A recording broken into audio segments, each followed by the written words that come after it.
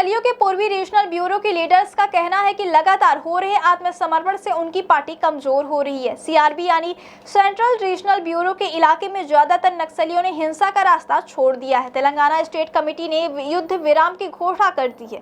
यह एक अप्रत्याशित आत्मसमर्पण है जिसकी पूर्वी रीजनल ब्यूरो निंदा कर रही है। नक्सलियों के पूर्वी रीजनल ब्यूरो के प्रवक्ता संकेत ने 2 पेज का एक प्रेस नोट जारी किया है। इसमें लिखा है कि केंद्र और राज्य सरकार के लगातार हमलों से संगठन को गंभीर नुकसान हुआ है।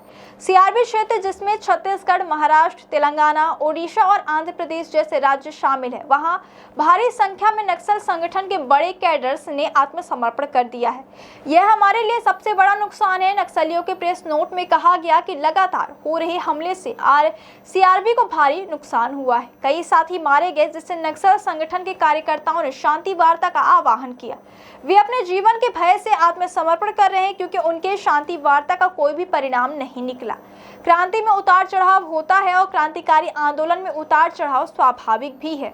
पूर्वी रीजनल ब्यूरो ने कहा कि वर्तमान गंभीर नुकसान को देखते हुए सीआरबी क्षेत्र के कुछ नेता और कार्यकर्ता पलायनवाद का प्रदर्शन करते हुए आत्मसमर्पण कर रहे हैं। सीआरबी ने स्पष्ट किया कि महाराष्ट्र के गढ़चिरौली जिले में पोलित ब्यूरो मेंबर सोनू के नेतृत्व में, छत्तीसगढ़ के जगदलपुर और कांकेर जिलों में सीसीएम सतीश के नेतृत्व में और तेलंगाना में चंद्रन्ना सीसीएम एसजेडसी और राज्य कमेटी स्तर के नेतृत्व में आत्मसमर्पण हुआ। ये सभी आत्मसमर्पण पलायनवाद का परिणाम है। तेलंगाना राज्य कमेटी पहले ही तेलंगाना सरकार के साथ अप्रत्याशित समझौता कर चुकी है और पिछले 6 महीने से एक तरफा युद्ध विराम का पालन कर रही है।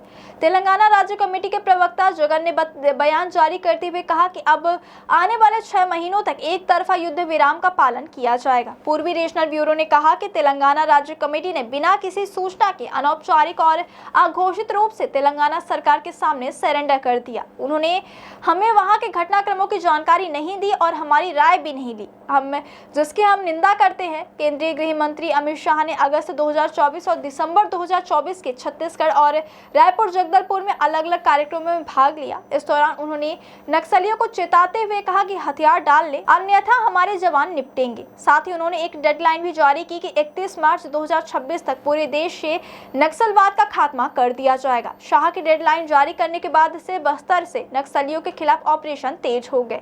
महासचिव समेत कई बड़े कैडर के नक्सली मारे जा चुके हैं और बड़ी संख्या में माओवादी हथियार छोड़कर मुख्य धारा में लौट रहे हैं।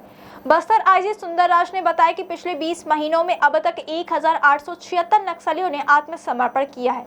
ये सभी समाज की मुख्य धारा से जुड़कर सरकार की पुनर्वास नीति का लाभ ले रहे हैं। आईजी ने कहा कि उन्हें पूर्ण विश्वास है कि अगले आने वाले समय में और भी माओवादी इस सकारात्मक रास्ते को अपनाएंगे।